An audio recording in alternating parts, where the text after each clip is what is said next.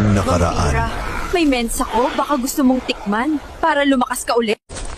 Vampira, may mensa ko. Tikman mo muna para lumakas ka palalo. Gusto ko yan, mahal. Tara na, mahal, sa kabaong ko. Titikman ko ang dugo ng kifi mo. Kung kaya mo kong ubusin, subukan mo. Grabe ka sumipsip ng dugo, mahal. Ang sarap kasi ng dugo ng kifi mo, mahal. Balik na tayo dun sa sementeryo, mahal. Sige, mahal.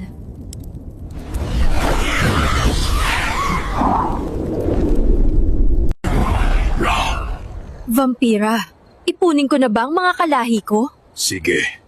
Mahal kong aswang, tawagin muna sila.